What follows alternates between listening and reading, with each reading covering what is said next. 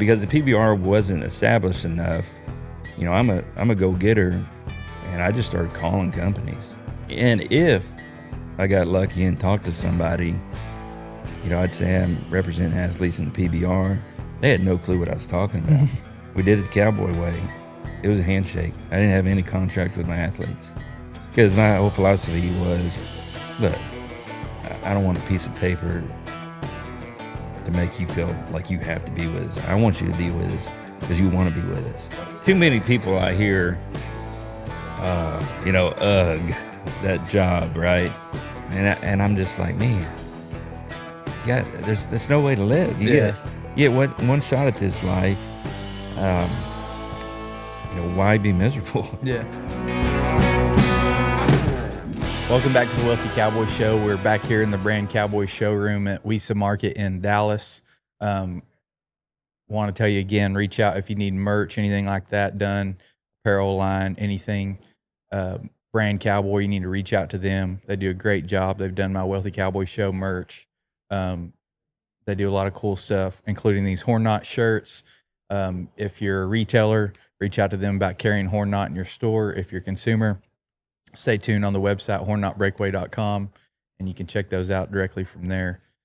Today we have Shawn Weise from Vexil Brands on, and we'll talk about that, about building a brand, building a company, and then also he's got some other cool, interesting stories from his past. You were a rodeo athlete agent, right?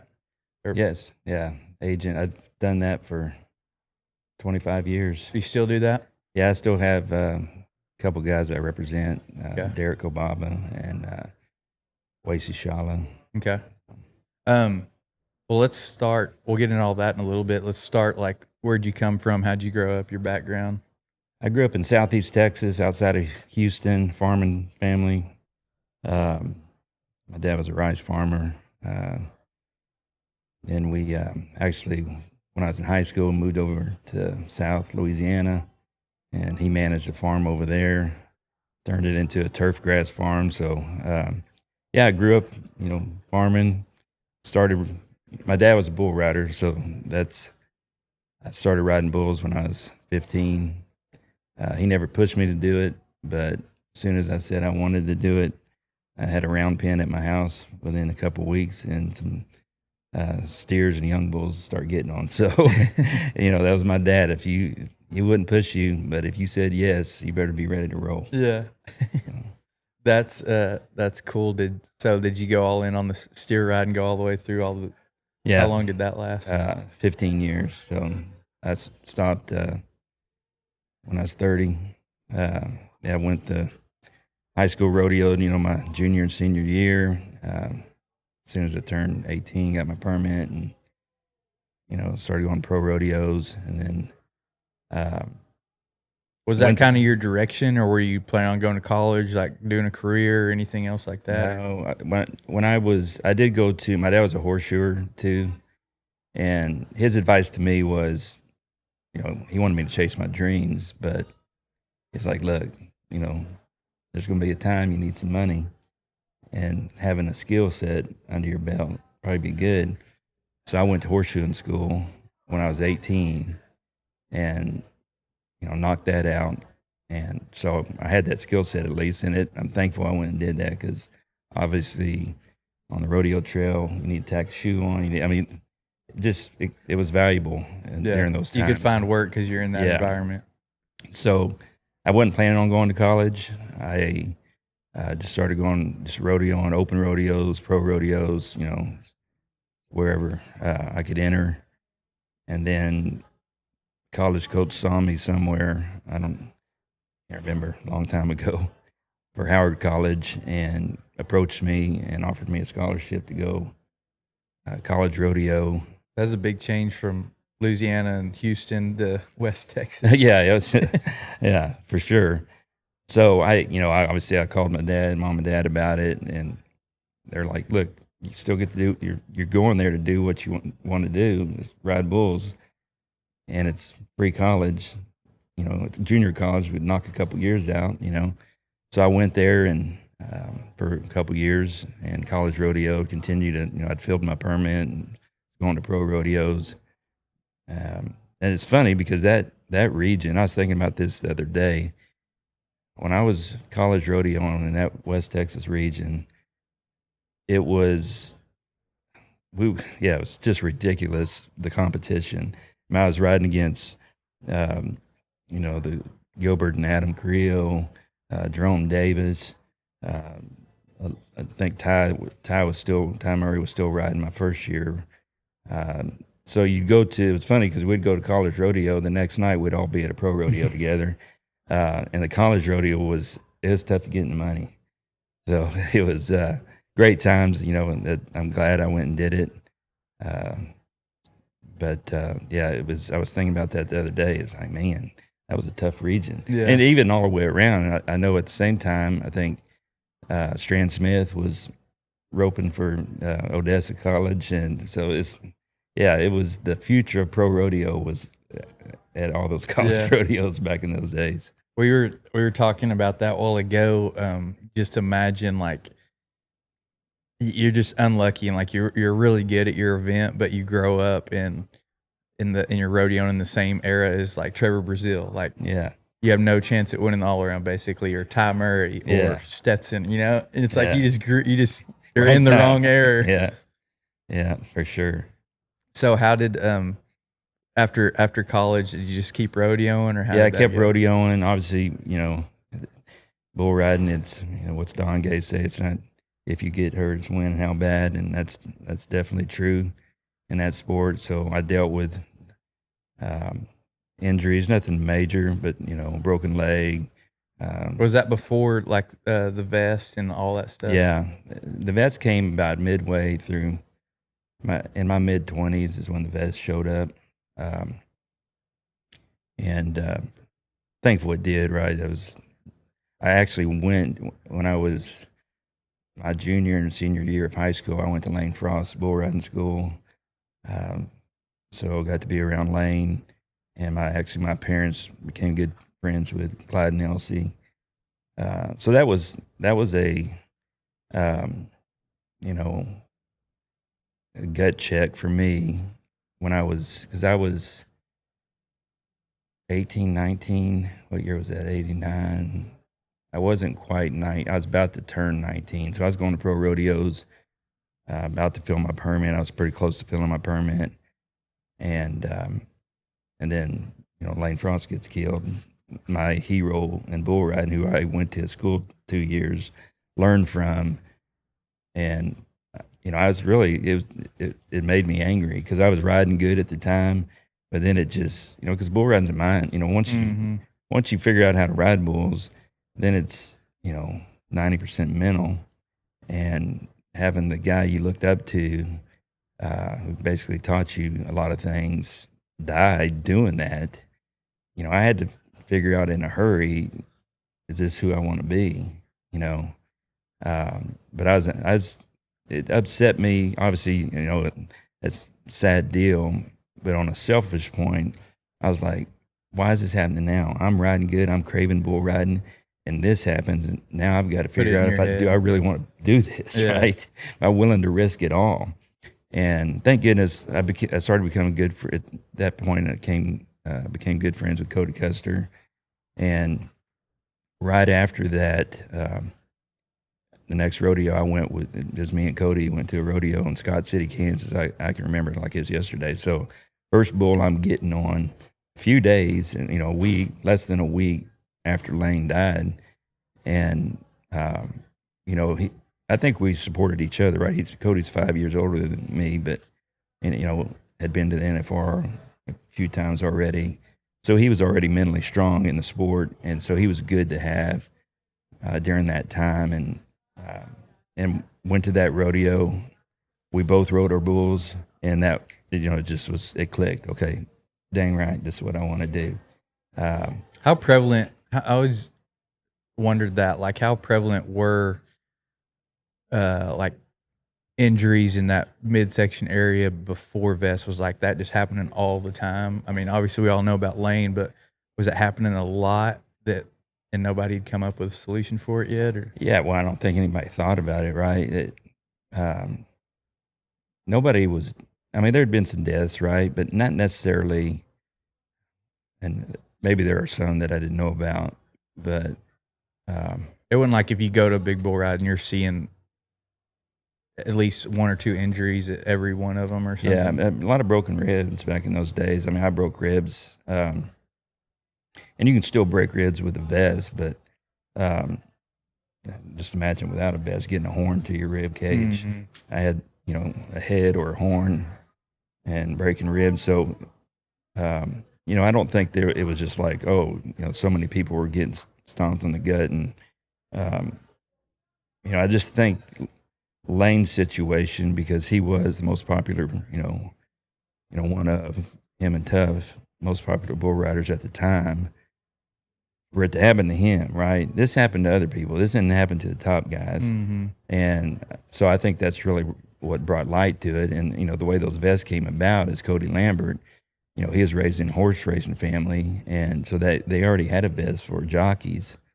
And, so it just clicked for him. Hey, why aren't we wearing that vest? And so that's what it's the jockey vest. He made it, he designed it to where you could wear it outside, and made a cover for it and made it what it is.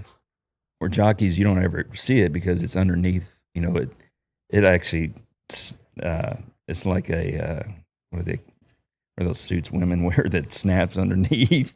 That's how those vests the jockeys wore. It snapped underneath so it wouldn't ride up, right? Mm-hmm.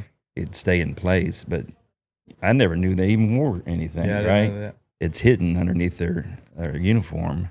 So it's basically that technology, and just turned it into a bull riding vest.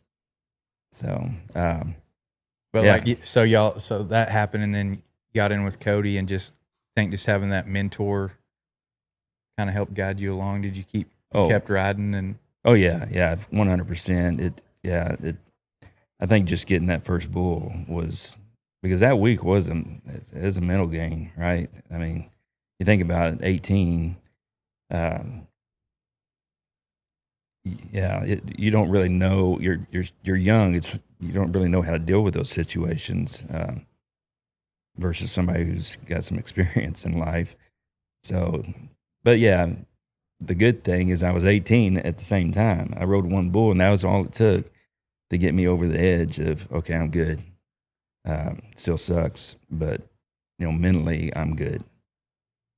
so did you keep just pursuing rodeos like basically a career? Yeah, going to Or bull rodeos. riding, was that? Yeah, That was. I mean, I guess somewhere around there was when they started branching off, right? yeah. The PBR came around, and I never did go that route. I just stayed. And injuries have a lot to do with that, right? You tear your shoulder up, you got to go have surgery. You're out for 8-10 months, and then I tore my knee up, and had to have knee surgery. What were you doing like when you were out? You said you were horseshoeing, but like that's tough to do when you're hurt too. So Yeah, oh yeah, for sure.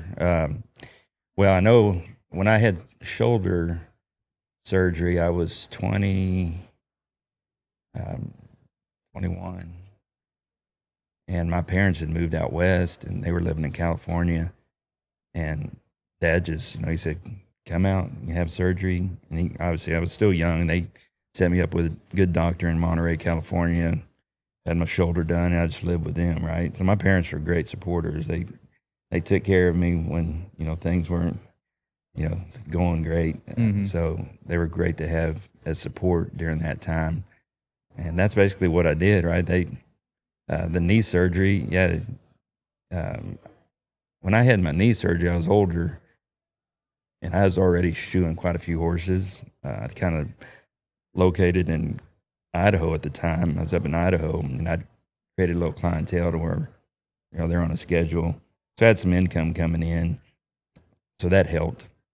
But yeah, I went back to shoeing horses quicker than I probably should have, with a knee injury. I had a brace, and I can still remember, a couple of horses jerking their leg away from me, front leg away from me. And thank goodness I had that brace on, 'cause otherwise I'd had to go have surgery again. But yeah, you just, during those times, you're young, I didn't have any, low overhead. yeah, I I guess. was carefree, I didn't worry about too much. And probably the reason I stopped was, I mean, the later you get in your career, and a lot of bull riders can tell you this, that risk reward starts to switch, right? It's not worth it, right? And you just finally come to a point where it's not worth it, period. Right? And I had my daughter was born in 99. So yeah, it was time. I couldn't. And I don't fault any bull rider to continue bull riding when you have kids. Some people have kids younger, and that's just the way it is. But for me, I was already at the end. I felt like I was already battling, is this worth it? And then when she came along, I was like, nope, it's not worth it. I felt like it was selfish of me to continue, and I needed to do the right thing, be there for her. And so, yeah, kids change your perspective. So like 30's when you quit, you're having a kid and you quit. That was, for me, it's kind of when my mindset really changed. I turning 30, we're starting a family. So I never can tell if you have an epiphany when you turn 30 or if it's when you just have a kid or what it is. But who knows? for me and for you, it came at the same time. Yeah. Yeah. So what did you, what it looked like then? Did you have any ideas what you were going to do after that? Or real quick, if you're a listener of this show and you're serious about leveling up your income, your mindset, and your life in 2026, you need to join the Wealthy Cowboy VIP community. It's where the real action happens. You'll get exclusive discounts from our sponsors, VIP merch deals, early access to episodes, private Q&As, and I even pull questions from the group to ask our guests on the show. It's a crew of driven Western people pushing each other to grow. The link is in the description. Go join now and see what's happening inside. Yeah, I went to, at that point, I was in California, and I went and finished school, right? I had 2 years of school, and then I took, hiatus, and then I went to a specialty marketing graphic design school in San Francisco, which, I mean, fish out of water, right? It was an Bull Rider Horseshoe in San Francisco. Yeah, I didn't live in San Francisco. I lived in the Central Valley of California, and I would commute in and stay there Tuesday, Wednesday, Thursday, and then get out of there because, it was a great school, but I didn't really, it was cool at first because it was like, walk to lunch it was downtown. Was this like 2000 then? Yeah, right around then. Yeah. So, I mean, that was booming with all the .com stuff, and all that stuff. Yeah. Internet stuff. Yeah, exactly. Yeah. So, that was an experience. And I got that, and I got hired right away by a label company, designing labels for like food labels or wine labels. They just were a big label manufacturer.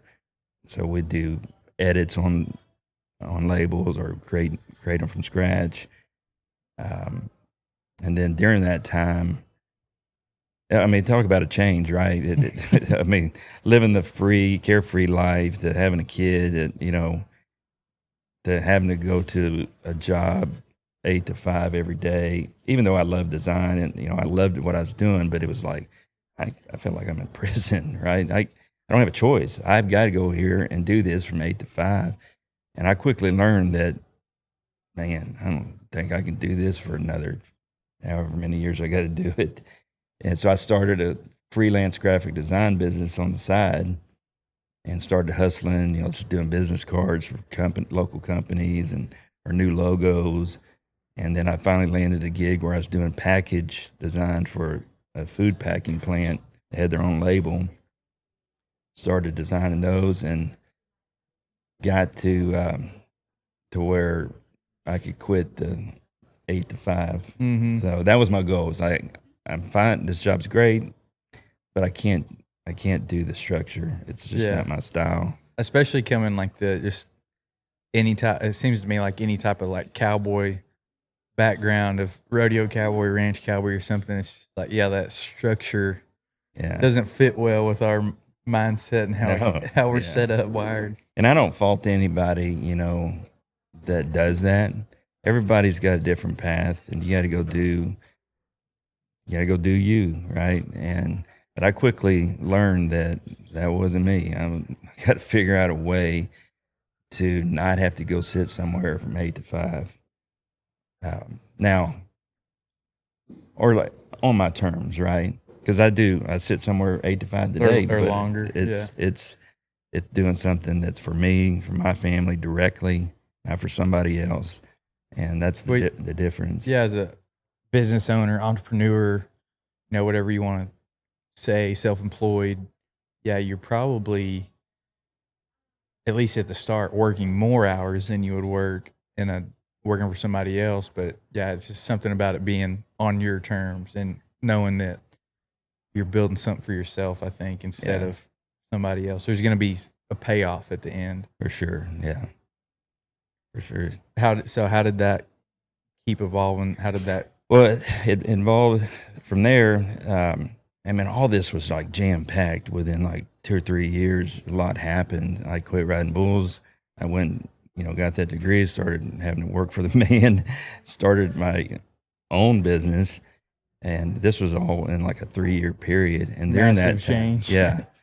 And during that time, and I will make note of this, I did not go to a rodeo. I didn't go do anything Western. Because I didn't know who I was in that setting anymore. You know, I still had friends riding, and I could have gone. It's all them. But I'm like, I don't know what I'm doing there. I was a bull rider. That's why I went to rodeos. I don't go just to watch, you know. And so I was struggling then at the beginning of figuring out, okay, who am I now?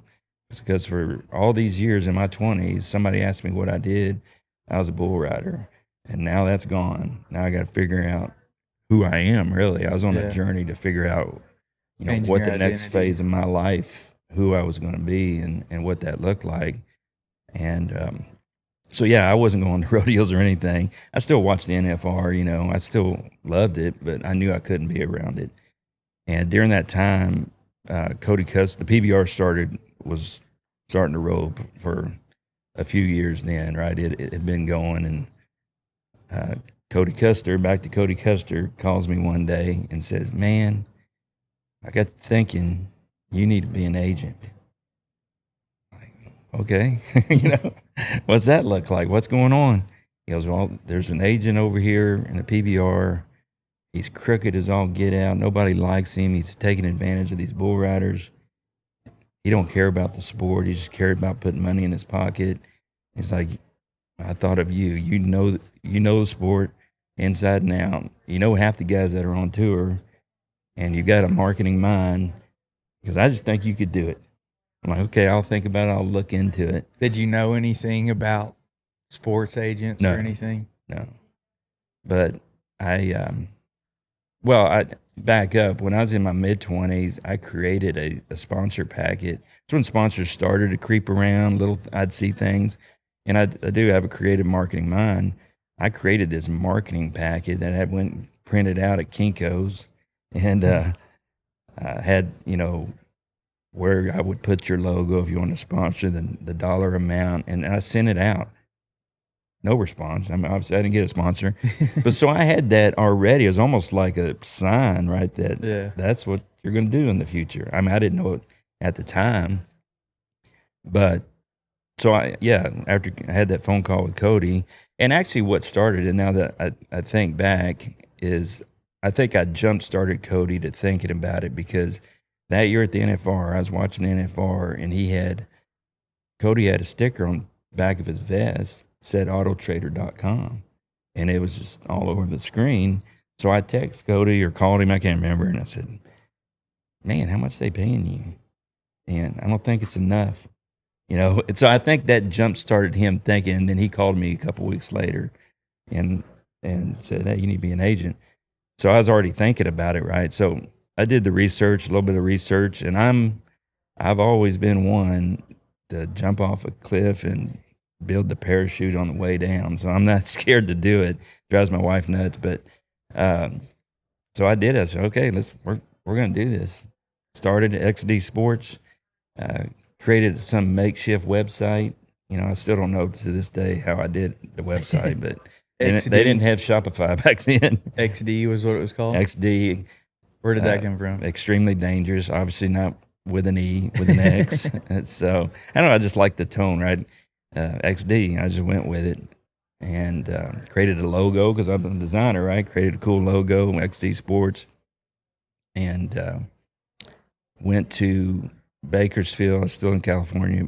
Went to Bakersfield PBR and met with a few riders, and I was off and rolling because, like I said, I knew half of them, and then Cody knew all of them, so he could vouch for me if I didn't know him. Right? He's like, this is your guy, and started rolling with the agency, and didn't realize what I'd done. So, Did you know this is part of the trying to build a parachute on the way down. Yeah. I'm like, oh, I don't. Yeah. How does that model work? Like, did you study that or talk to anybody about that? Like, is it a commission on the deals that you make or retainer? Like, did you know the business model and kind of how all that was? Yeah, I talked to, because I knew some guys who were represented by that guy that was, and so I talked to them. I just asked them straight up, cowboy way. And so I had the business model easy, what the percentage was and how it all worked. So it wasn't brain surgery. It's pretty straightforward. Mm-hmm. But yeah, little did I know that it wasn't going to, it was a hard ride because the PBR wasn't established enough. I'm a go-getter, and I just started calling companies, and whoever I thought, well, that brand will fit, all these big companies. And if I got lucky and talked to somebody, I'd say I'm representing athletes in the PBR. They had no clue what I was talking about. I mean, they'd be like, we talking about beer here or what? I mean, what's going on, And what was this, early 2000s? Yeah, early 2000s. And I mean, today's different, right? You call any brand and they know what you're talking about. Mm-hmm. But back then, that was an eye opener for me. I'm like, oh, how do I sell something to somebody? They don't even know what it is. You have to sell the association, the sport, plus the athlete. Yeah. So it was a battle there at the beginning. My first win was I got Oakley sunglasses that sent me can't remember how many 10 pair of sunglasses.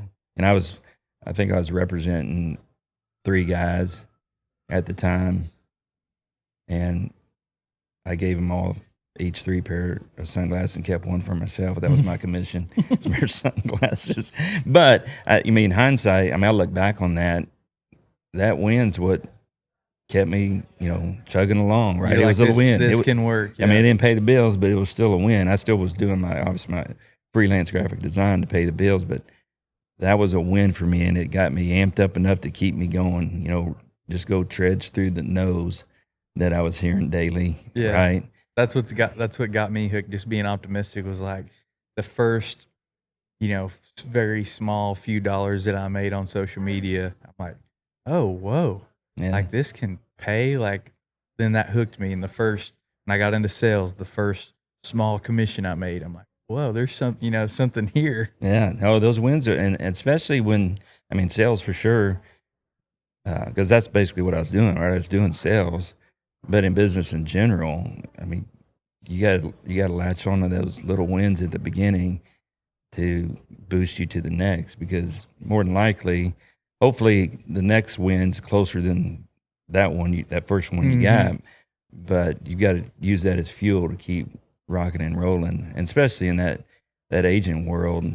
There's been over the years tons of people come and try to do it while I was doing it, and they just disappear because I think it's over the 25 years I've been doing this, somebody asked me what I do. I'm an agent for pro bull riders. Oh man, that's sweet. That's a cool gig, and I kind of chuckle, right, man, you don't even know. That's a glorified title. I'm a salesman. And if you saw what I had to do to get the wins I've gotten, most people would give up, you know, because you got to be callous to know, because it's no different than any other sales position.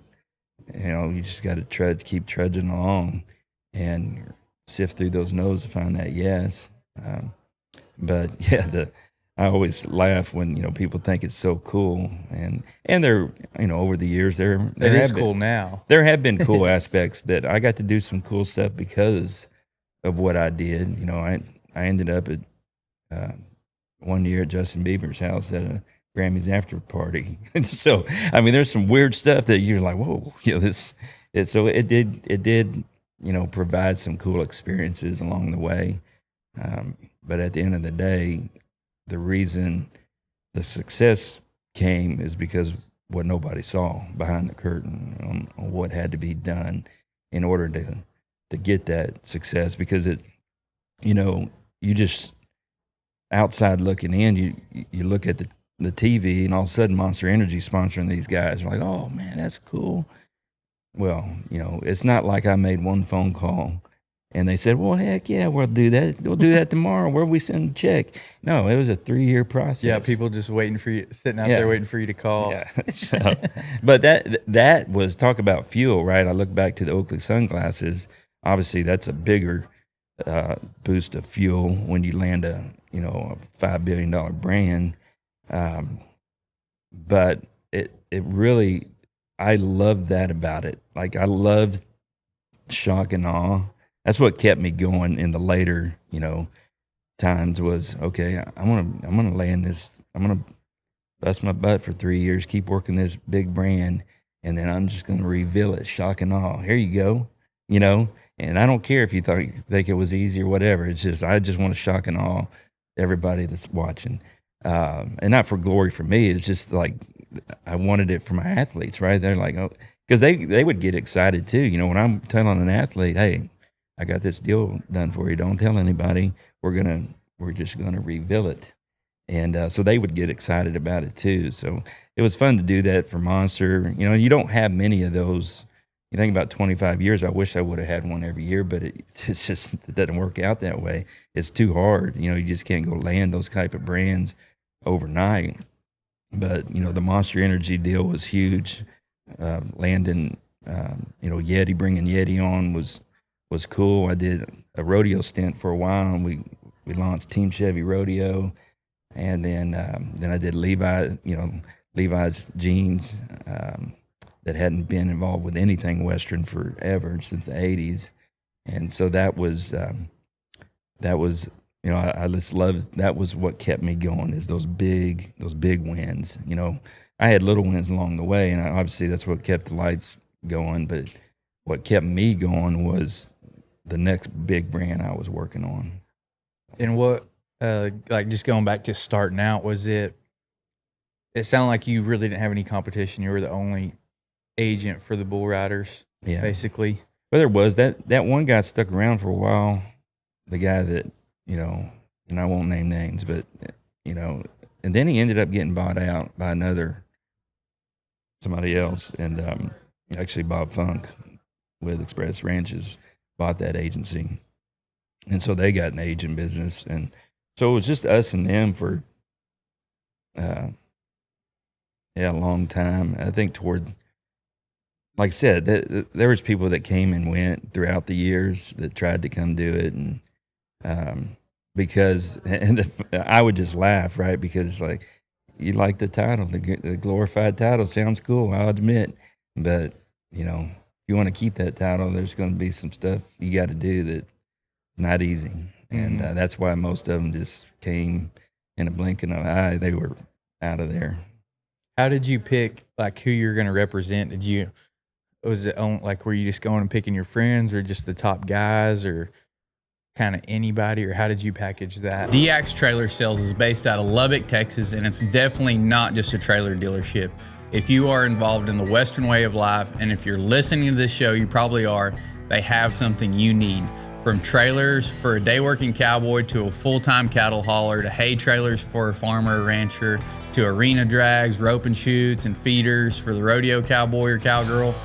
They also deal in every kind of hay any of your animals could ever need. Literally anything you need for farming, ranching, or rodeoing, they have something for you. And it's gonna be at a super affordable price.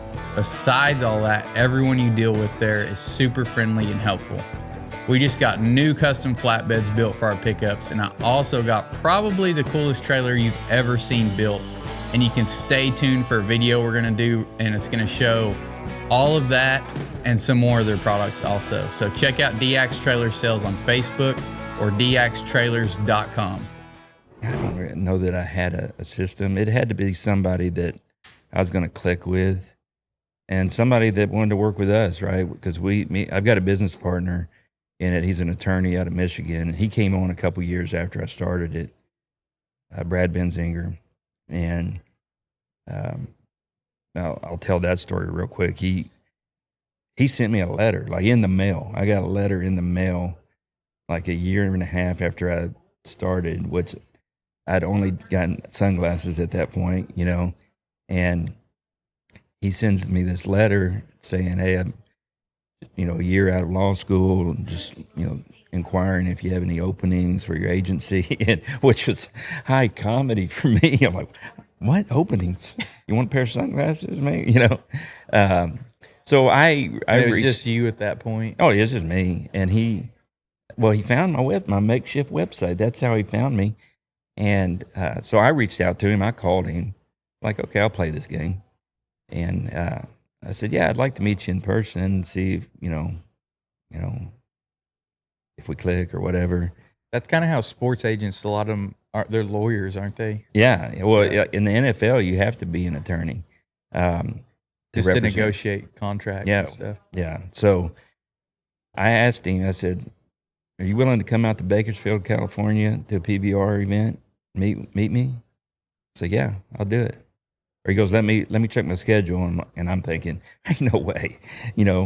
Obviously, if he's coming to Bakersfield, he's never been to Bakersfield because it's not my place to go to. But he called me back and said, yeah, I'll be there. Like, are you kidding me? I was like, maybe I should have let him on. Now I'm like, dang. So he comes out there. Hire this guy. Yeah, he comes out there, and we just click. Like, yeah, it's hard to explain. It was just meant to be.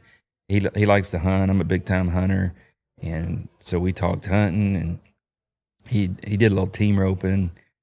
Been on a few bulls when he was in high school. I didn't really pursue it, but so we clicked so well. I offered him, okay, how about you come try to find sponsors for me, and I'll pay you a commission on it if you bring something. And he's like, yeah, I'll do it. So he ended up landing, before that, I landed Lucky Brand jeans, which that was my first taste of the shock and awe I was talking about, because Lucky Brand was not a Western brand. Mm-hmm. They're from Southern California, and me and Brent Vincent, one of the bull riders, I set up a meeting with him, and we drove to L.A., and went and had this meeting with Lucky Brand jeans. And I brought a VHS tape of some of Brent's rides on the PBR on the telecast. And I get there with the VP of marketing for Lucky Brand. And I said, I've got this, you have a VHS player? He goes, yeah, in the owner's office, they got one and the TV. We'll go over there and watch it. Let's go. We walk in this big office. And at the time, back then, Lucky Brand was owned by two guys, Gene and Barry. And one looked like a rock star. He had long silver and gray hair. And the other one looked like an accountant, right? And that was probably their roles, right? Starting the business. So we walk in there, cowboy hats, and Gene, the one with long hair, instantly stands up from his desk. What are we doing? And the VP of marketing said, we'll watch some bull riding. He's like, hell yeah, we are. And so we put that in and watched Brent's rides, and that Gene was just fired up about it. What are we doing? He didn't know what was going on. And so we're looking to sponsor this guy. Dang right, we're going to sponsor him. And me and Brent are like sitting there looking at each other. Did we just do a deal? And we did. We walked out of there on a high, right? That was my first big deal. And then it doesn't happen overnight once you got to get the contract. And so it was about a month later, got the contract, got the all his gear done, and then he just shows up with sponsored by Lucky Brand jeans. So that was my first taste of that. How'd this happen, right? So And it sounds like you were always going outside the box, like bringing people into the industry instead of just going to your normal Western brands. yeah, because they were, Wrangler was already sponsoring guys, and I didn't really have a relationship with them. So I was like, I'm gonna go find somebody that is, you wouldn't think. That was my mentality. And little did I know that was going to be my philosophy the whole way through. Once I got a taste of it. And what Lucky Brand? So just thinking back, like when I was a kid, this would have been probably around the same time, or I guess if that was early 2000s, I would have been in junior high or something. And Lucky Brand was like the jean I wanted to wear. I think I had one pair that we found on clearance somewhere. They're like $100 something then compared to $30 jeans or something. Mm-hmm. And but just rodeoing and stuff, like nobody was wearing 13 MWZs or Levi's, rodeoing, like a lot of buckle jeans. Yeah. Cinch came out sometime around there, and people were wearing cinch or something different. But like, if you had any money, you wore Luckies. Like, yeah. Did you wear Luckies or know somebody that did, that made you think of that? Like, and then like you saw bull riders wearing something or using these products or something? Yeah, I did. I wasn't wearing them, but I saw them. I just started paying attention to brands a lot. When you're constantly, okay, I got to find sponsors, you start paying attention, especially when you're at an event, watching people look, what are you wearing, or what's popular amongst this demographic, because that's who we're selling to. And I did. I started to see Lucky Brands. And then even at rodeos, at that point, I started going to rodeos again, whatever, just because I was over, I knew I was done being a bull rider. Yeah, I did. I started seeing starched Lucky Brands. I was like, what's going on here? And so I'm like, I'm going to call them. They don't know this is happening. Mm-hmm. And I told them that. They still didn't even understand what I was telling them. Yeah. Until they came to the Anaheim event to watch Brent ride after they already did the deal. And actually, it was just the VP of marketing that came. And I started pointing out, or he started noticing, there's people they already wear our jeans here. I'm like, I know. So yeah, it was a weird stint there for a while with Lucky Brand. Of course, I got tons of free Lucky Brand, so I started wearing starched Lucky Brands. Yeah. So, and they weren't that bad. It was pretty cool. Yeah. But, I know I got off track there. Back to my business partner. He came on. He ended up getting a sponsor, Putnam Hitch, some hitch company. I don't think they're even around anymore. And he brought that sponsor on. And we were clicking so well, I finally just approached him and said, hey, how about you just become my partner in this business, 50-50? And he's like, yeah. Because I started getting the mentality, all the research I did on being an agent, and that NFL rule kept sticking with me. Like, you have to be an attorney in order to represent an NFL athlete. Like, what if they change the rules? If they change the rules on me, the PBR, I'm out of business. But if I have an attorney as a business partner, we're good. Mm-hmm. I don't care what they do. And so that was my philosophy behind doing it. And to this day, I still give him hell about it. I'm like, remember when I gave you half my company? Of course, he's like, yeah, remember what it was worth then? You want half of nothing? Yeah, exactly. Yeah, I think that's cool. Like, cause I do the same thing. I guess like when I started wanting to make money, like sales and marketing is like really sales. It's like, cause I'm going to earn a commission if I make a sale. Well, then you get into marketing, they go hand in hand because you got to drive traffic somehow. You got to be visible. And same way, I do the same thing with this and sell sponsorships and stuff on here. And it's like, I have to search out for brands that are going to match the listeners, that are going to have the distribution to reach all over and stuff. So it's kind of the same thing. And then I think it's cool. I haven't tried it like on this platform or anything, but I always talk about that like with rodeo is like if we want to grow rodeo or any Western event that you care about, like we got to go bring new people in. You know, we make fun of the people that wear their hats backwards and stuff, but if we want the sport to grow or the industry to grow, we got to bring new people in and get them excited about it. Yeah. And they bring their money or their business or, you know, whatever it is, their friends. And so it's cool to, I don't know, I don't see it as much. I don't keep up with the PBR either. The PBR seems more groundbreaking in that area, but doesn't seem like there's a whole lot of people bringing the outside in like you did, the energy drink and the Lucky Brand and stuff like that. Yeah. Well, it's hard, right? Because they, you know, not everybody knows about the cowboy culture and how it's supposed to be and, you know, the way things work over here. So when you're talking to somebody like Monster Energy, for example, you know, they had no clue. I mean, they were doing supercross, skateboarding, you know, all that extreme sports, but nothing to do with cowboys. And I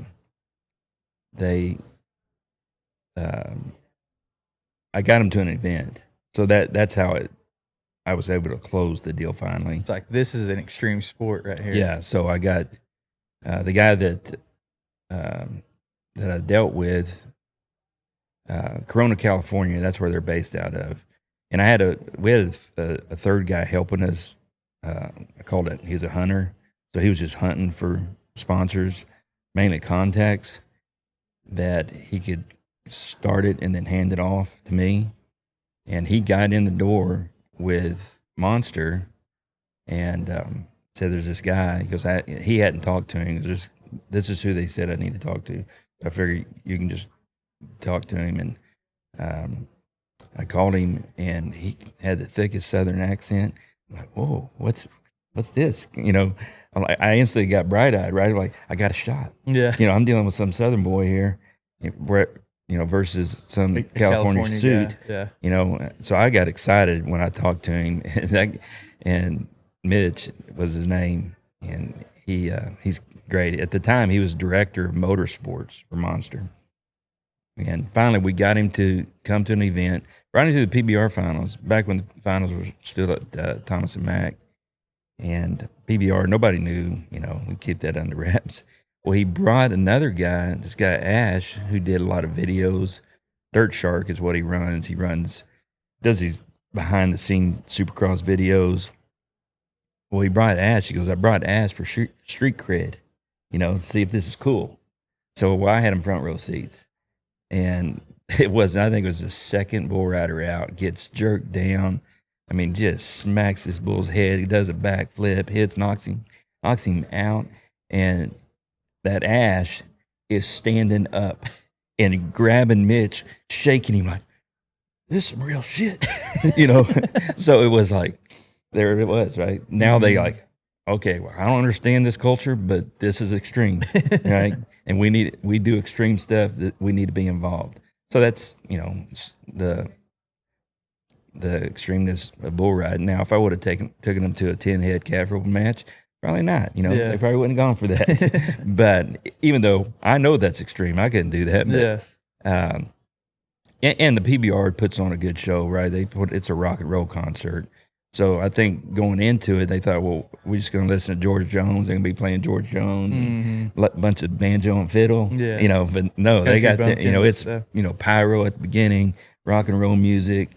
So it was an eye opener for them that, okay, yeah, this is not what I was thinking. This is definitely our brand right here. So that's what sold them on it for sure. And do you have do athletes ever like be like, "Hey, you think I'd really like to do business with this brand or something like that, or I really like them"? Like, do they have any say in that, or are you just no, I encourage them. Every time we started with an athlete new, and a little factoid on how we did business, I probably wouldn't do it if I was starting today. We did it the cowboy way. It was a handshake. I didn't have any contract with my athletes because my whole philosophy was, look, I don't want a piece of paper to make you feel like you have to be with us. I want you to be with us because you want to be with us. Mm-hmm. And that's how we did our business for 25 years, handshake, cowboy way. And it worked out, right? I mean, you got to pick the right athletes, but yeah, when we'd bring a new athlete on, I'd encourage them, hey, look, you're taking more flights than me. You're seeing more billboards and stuff. If you see something that you think, maybe that I never heard of that company or brand or gives you an idea, send it to me. That way, two brains are better than one. Maybe I wasn't even thinking of that category, and that might spark something for me that I can go hunt them down, or even, give me another idea to go hunt another brand down. So yeah, I always encourage them to do that. Now, I will say this, since we're on this topic, I represented Tuff Cooper for 5 years, and Tuff's great. Tuff's a thinker, right? And he would text me some brands, and I'd be like, I'd just have to have a real talk with him, like, look, Tuff, for one, you're in rodeo. It's not it's not the PBR. They've got better television. They've got a consistent tour on television. Two, you do the most controversial event in rodeo. Not just rodeo, the most controversial event in rodeo that outsiders don't understand. I mean, obviously insiders, we get it, right? It's do that every day on the ranch. But he'd say like Gatorade. I'm like, hey, I ain't gonna go for it. I just know. I was nervous when we did the Team Chevy Rodeo thing. They came out to Cody, Wyoming, a bunch of agencies, one guy from General Motors, and then like 4 people from agencies. And I was a little anxious because these people had never been to a rodeo. We'd already signed the deal. I mean, the deal was done, and I'm like, what are they going to say about calf roping, right? I told Tuff before that, because I went and hung out with him before, and I'm like, look, don't jerk this calf down. Look, treat it like a baby.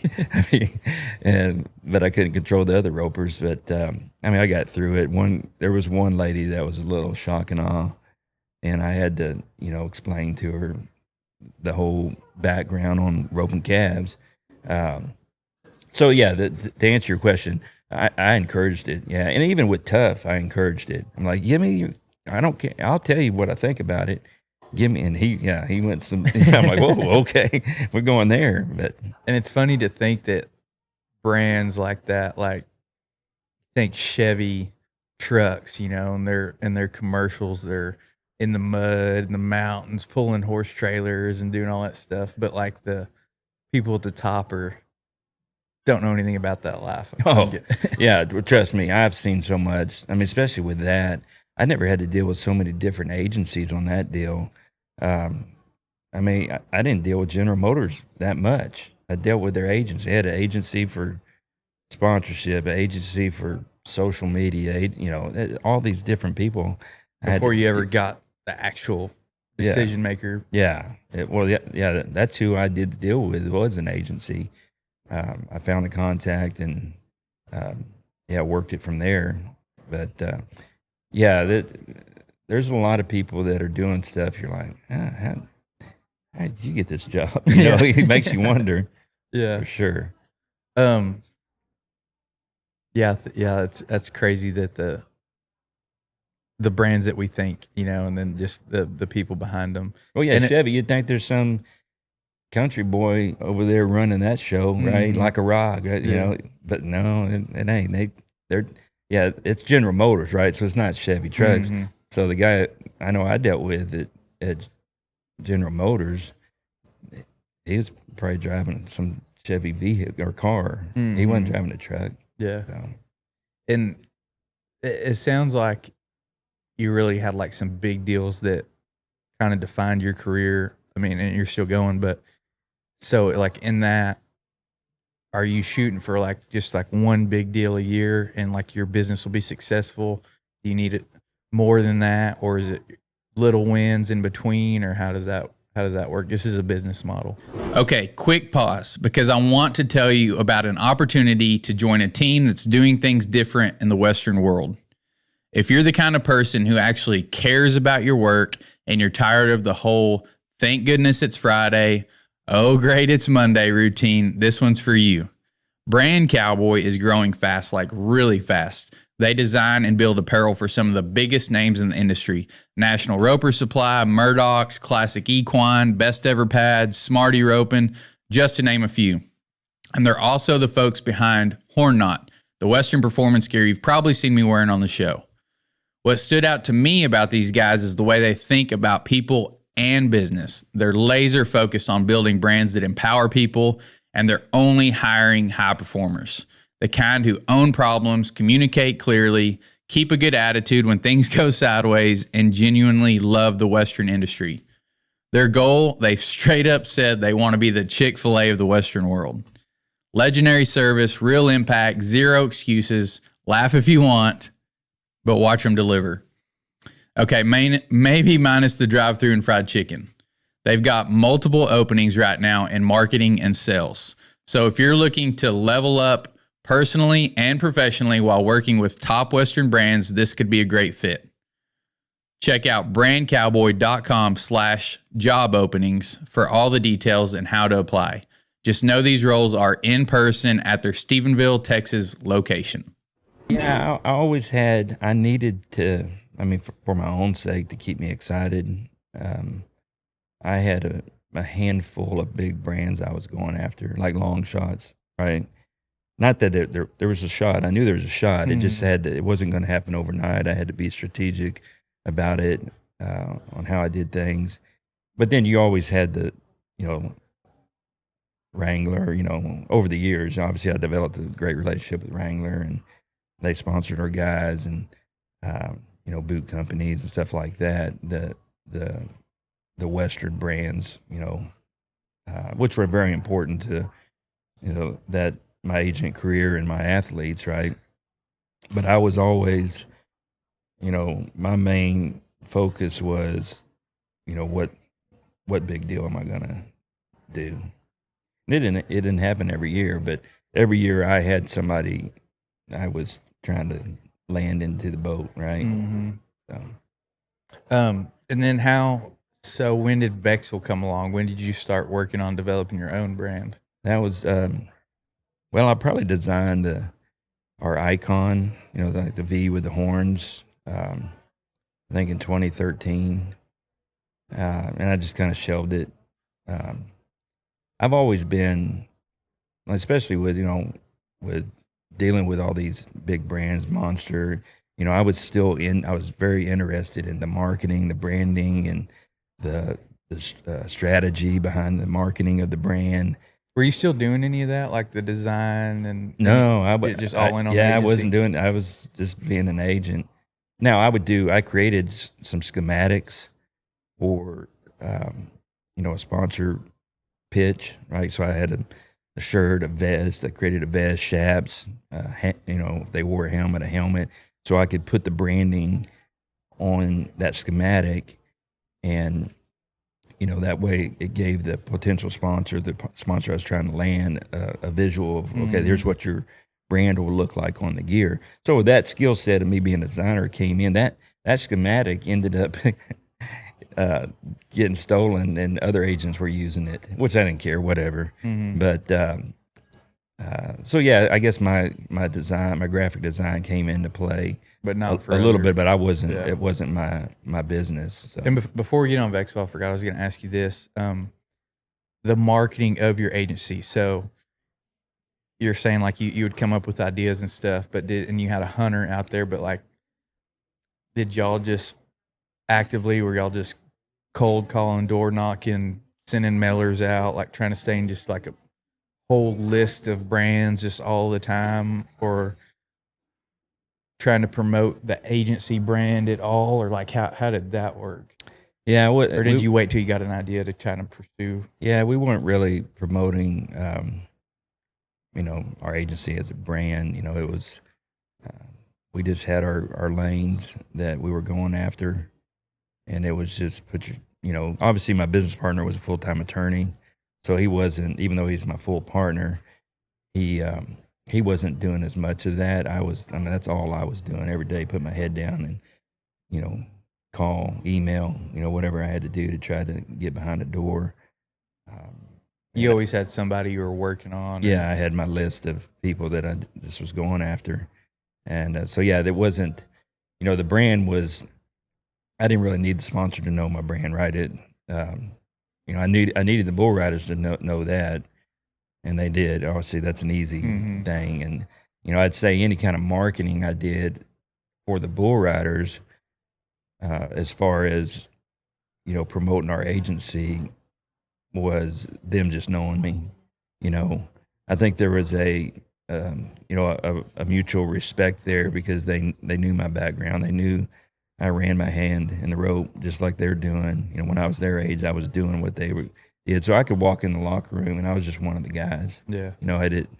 And I think a lot of people saw that on the tour, from sponsors to, any other agents that were trying to do it. And I think they were like, how's he do that, right? Because after the bull riding, after, a performance would be over, unless I had a certain meeting with a sponsor I had to go meet and have dinner with or whatever, if I didn't have that, I was going to hang out with bull riders. I'd go to dinner with the bull riders.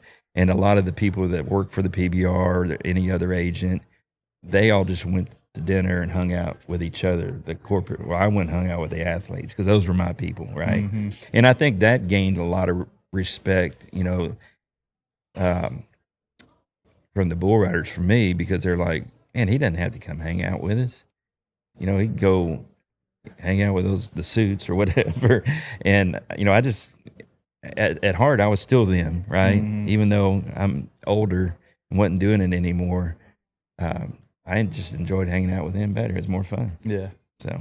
Yeah, I leverage that same thing, and I do credit card processing, and I always like, you bring that up, I target our industry. So I'm like, I bet whoever you're processing with now isn't a customer of yours, or understand your business, or his, if it's a feed store, sold feed before, like understand the intricacies of what you do. Yeah, exactly. And just kind of trying to leverage that, like, selling yourself, type deal. Well, people do business with people, right? And that's why I think, I'm naturally an introvert. And you can't be an introvert when you got to go glad hand a bunch of people, right? So, I learned how to do that, and I came to love it. Actually, it would wear me out, after a long weekend of glad handing and, socializing and doing all that. I'd get home and just be exhausted, and my wife finally learned, okay, he's got to decompress on Mondays. He's not going to say much. It's not because of me. It's just he's trying to recover. Yeah. I'm not mad at you. Just leave me alone for a little while. So. Yeah, I deal with the same thing. Is like I'm the same way. I'm fine with this. This to me is just one-on-one conversation. But like the crowd of people isn't. I'm not outgoing and like all that, and it's weird to get.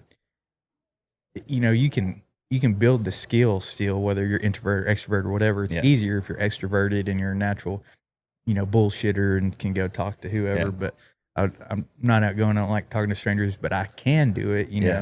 I will do it, and I've worked on it because it comes with sales and marketing and all that stuff. So you can't let it just hold you back. Say I'm this way, I can't be another way. So I always like it's a skill. I tell people that I'm the same way. I don't like talking to people either. Yeah. I mean, I like talking to people, but I want to know who it is and stuff, be in control, I guess. For sure. So back to Vexel. You kind of had this idea, you're dealing with brands. Did you see that was probably part of it, is I was dealing with so many brands that was, on my mind. And I don't even know, I think I saw something that gave me an idea, something with horns, right? And I just created that. And what does Vexel mean? It derives from the word vexillum, which is a banner a Roman soldier carries in a battle. Like I said, I designed that icon first, shelved it, and then I finally pulled it off the shelf and like, man, I still like this. I want to do something with it. And it's obviously like a V, so that's when I started researching V words. and landed on, Vexil. And in my mind was, okay, Vexillum is a banner a Roman soldier carries into battle. Vexil can be, banner a cowboy carries into battle. So, that was kind of my thought process behind it. And once again, my jump off a cliff, without thinking is kind of how I launched it. I was already doing business with a guy who did all of our embroidery for the sponsors on the shirts, and he had actually just left it. He worked for a bigger company, and he left and started his own embroidery shop and had a direct-to-garment printer. And so I reached out to him and I said, hey, if I start this brand, are you set up to where you could make it on demand and ship it for me? He goes, yeah. And he was just starting out on his own, so he was hungry. Mm-hmm. So that's how I started the brand. Did you know like that? You had the logo, you found the name, and you're like, I'm gonna make apparel and clothing. And it was just like at first I was just like, okay, it's just gonna be a lifestyle. I'm gonna do caps and t-shirts, and I knew I couldn't focus too much time on it. That was in the prime time of, I think that year is when I did. It's pretty close. I may have been working when I launched Vexel that year. I was still working on the Team Chevy. I was trying to land General Motors. So I had a lot going on with my agency. I was traveling every other weekend to PBR events. And my wife's like, what are you doing? Starting something else. Yeah. So I knew I had to make it as simplistic as possible. If it couldn't be, it had to be something where, okay, I can't manage this every day, right? This can't be what I've got too many other things I'm working on. So it worked out great. I had have that guy make some sample hats, and I just used stock caps and put that icon on it, and had him do some shirts. Direct to garment printer, you can do one shirt. So we set it up. I had like 4 caps, and I can't remember how many t-shirts, maybe 4 t-shirts, and launched it. But before I actually launched product, I started social media. So I started working on the social media before I had any product. Just because I'm like, okay, I got to get this rolling. I can't just all of a sudden first post, here's a cap. Well, who are you? So I was just posting lifestyle, photos of ranching or rodeo, whatever.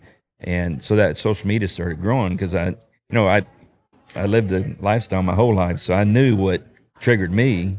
If I saw a cool, ranching photo, I'd like that, right? That's cool. Cool rodeo flick. So I just started posting that stuff, started gaining followers. And then I launched the product. So at least I had a few people that knew about it, before I said, oh, here's a cap. Mm-hmm. So that's how we started. I can still remember it wasn't that long after I launched it, but I can still remember the first day I got 10 orders in one day. I was like, oh, that's sweet. With hindsight is like, oh, that was, very little. But, at the time, back to the sunglasses, that was a win. Mm-hmm. And it reminded me of that situation, like this is an Oakley sunglass moment. I got 10 sales in one day from nothing. I created this from nothing. Yeah. And now I got 10 people in one day buying what I created. That gave me the boost. Okay, we're rolling with it. Let's go. I think that's like, I've heard people talk about that because when you start out with something, everybody has big goals, which is good. Like you want to be a millionaire or 100 millionaire or billionaire, or whatever. And whatever you're starting in. And I can't remember, I got into like a course or something with this one guy about social media and online business and stuff, and building a business online. And he's like, there's levels, it's great to have the big goal, but you need to focus on right now when you're getting started making $1 online, get somebody to pay you $1 at least just through an online transaction of whatever you're selling, a digital product or a shirt or cap or, you know, whatever it's going to be, a service, and get somebody to pay you $1, and then let's go to $100, and then let's go to 1,000, then 10,000, and kind of just levels so you can get those small wins to show that it is possible. Yeah. If somebody pays you $1, why can't 100,000 people do that? You know, Exactly. or, you know, a million people. And so it's like, it is possible. Now your mind knows it's possible. Now all we got to do is scale that. Yeah. Yeah. No, it's I think a lot of people, like you say, they set big goals, which was totally fine, but they base success on hitting that big goal, and they burn out before they even get to it because they didn't have anything to boost them along the way. And I have big goals, right? But I pay attention to the small victories along the way because I know that's the fuel I need to keep chugging along to get to the big goal. And if you don't have experience with it, and I didn't, you know, years ago, so I think it's you have to learn that. But now more than ever, you know, I pay attention to the little details because I know that's the fuel. That's what I'm running on right now. Mm-hmm. You know, those small fumes keep me going. And I think if you're going to go into business for yourself, you know, if you know that before going in, that's going to help you because it's easy to give up. You know, there's tons of people that do on a daily basis give up on their dream because they're too focused on the end result and not on the small victories along the way, which are awesome. You know, and you know, the process, and lots of people say this, but I think until you experience it and you get into it, man, just the process along the way, I've learned to love it. It's what, you know, catching the dream is awesome, but man, trying to catch the dreams even, it's just as awesome. The chase. Yeah. Oh yeah, I love it. And, you know, because every time I catch a dream, like no different back to the agency, when I caught Monster Energy, that was cool. But now I'm like, I'm ready to go. Let's go catch another one, right? It's no different catching wild cows, right? Yeah. Catch one. Oh, that's cool. Let's go do it again. Yeah. So, but it's all that happens in between. You know, I would, you know, my recommendation, if you want to go into business for yourself, know that going in that, hey, learn to love the process because you'll understand once you get going, like, man, this is what makes it. Mm-hmm. For me, at least. Yeah. And I wanted to, talking about that brings up another point. I kind of touched on it for a second, but back to the agency, you had those big ones. Like, how did you handle the in-between of, was it like, I made a little bit of progress today. I got somebody to answer an email back. I got one contact, or I got a meeting scheduled or something. Did you like make little wins, little victories like that? If you're a business owner processing more than $20,000 a month in credit and debit cards, this is for you. Most processors slowly raise your effective rate over time. They add junk fees, they bury margin in line items you don't understand, and they hope you never actually read your statement. Not because you're careless, but because you're busy running a real business. We're a merchant services company. We work with serious operators, feed stores, ag retailers, contractors, equipment dealers, businesses doing real volume. Every single week I review merchant statements. And here's what I can tell you. If you're running $20,000, $50,000, $100,000 a month or more, even a 0.5% reduction could mean thousands of dollars back in your pocket this year. So here's what I'm offering. I will personally review your merchant statement. 15 minutes, no pitch, no pressure. If we can save you money or clean up your structure, I'll show you exactly how. If you're already in a great position, I'll tell you that too. I'm only taking 15 statement reviews this month because I don't outsource this. I handle them myself. If you want one of those spots, click the link below. Upload your statement. I'll review it. If you're serious about building wealth, stop letting your processor be your silent partner. 100%. I mean, obviously you know, going all the way back to the Lucky Brand deal, that was the first one. And that, you know, I rode that high for sure, but it gave me confidence, right? Now I'm like, okay, I know this can happen. So if you get somebody that answers an email, you know, that as simple as that in that business, somebody responded. that's a win. I got a chance. You gave me a chance. You cracked the door a little bit. At least I got a chance. So yeah, 100%. The little details of somebody actually calling me back, and which sounds dumb, right? But if you knew how many people didn't call me back, to get one person to call you back or respond to an email, and then if you got one that says, "This is interesting, can you send me more?" Oh my gosh, I'll ride that high for a month for sure, right? We got it shot. And my whole deal in that business was because you dealt with so many no's, or you dealt with just crickets a lot of times, just nothing. But if I did talk to somebody, don't lead me on, right? I hated that. Somebody said, "Oh, you send me more, I'm interested," and then they lead you on, and then it's a no. Those kind of got me frustrated. I'm like, man, if it's gonna be a no, just tell me today. I'm okay. That's fine. But that way I can just move to the next. Quit right? wasting time. So, but yeah, 100%. I learned to look at or be grateful for these little things because I needed that fuel to keep going. And that's what I was saying. A lot of people, they just focus on the end result, and they don't realize that you're getting all this great stuff along the way. And if you're not paying attention, you're going to miss it. And for me, I needed that. I learned that those small victories or small failures, I needed that in order to get to the next level. That's just part of the ingredients of the process. Mm-hmm. Yeah, I don't think nobody understands the journey you have to go through, the failures also to get to the successes.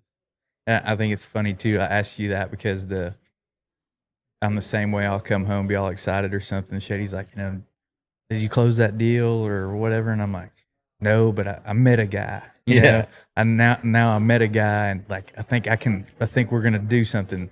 Or I had a phone call, or I've done it several times. I'm like, they followed me on Instagram, or they followed me or liked my stuff or something like that. Somebody big, and I'm like, so I get excited about the little stuff that may not ever come to anything, but it gets excited about something along the way. Well, yeah, and it at least it's fuel to keep you going, right? That's the way I look at it. Is the because it's easy. I understand, like when I hear of people trying something and then just not following through and fading away, and I totally understand it, right? Because it would have been easy for me to give up, on my agency, on Vexel in the early days, way easy to walk away from it, because not everything's going to go as planned. 100% guaranteed. It's not going to go as planned. It's just is the way it is, right? But most people don't realize that if you don't have experience, you're a young person that's, I'm going to go do this, and you think, I've got it. I've got a great game plan. There's a strategy. You just take these stairs and all the way to the top, right? And I'm like, maybe not. You're probably going to fall down the stairs once or twice, and then you might have to build some new stairs. You can still get there, but it's probably not how you think you're going to get there. Yeah. So. Yeah, I'm very optimistic. So every time I start something, I'm like, we're fixing to be rich. Like this is, this is fixing to hit, and like it's going to be huge. Yeah. And then, it hardly ever goes like that. And then you got to pivot, and but it's fun playing with it and changing and pivoting and all that stuff. So back to Vexel, you started the social media, you had the logo, you had the name, you had a little bit of a following, you launched your first product, you got 10 orders that first day? No, gosh, no. I don't remember how far along it was. It was a little bit before I hit 10 sales, and I think that's what made it, so special. Is you're getting 3 sales here, maybe 7, maybe 4, and that, it was something about 10, right? Oh, double digits, right? No, it was a grind, especially because it's not like I ran the social media for 2 years and then launched product. I think it was maybe a few months, right? It's all I did. So I knew that going in that, okay, nobody knows what this is. So I didn't have real high expectations of that. Oh, I didn't have unrealistic thoughts, basically. Yeah. I didn't expect, I'm going to launch this product and boom, we're going to blow up. No, I didn't think that way. And because by that time, right, I'd been an agent for so long, I knew, right? I was like, there's steps on the journey. There's steps you got to take in order to have success.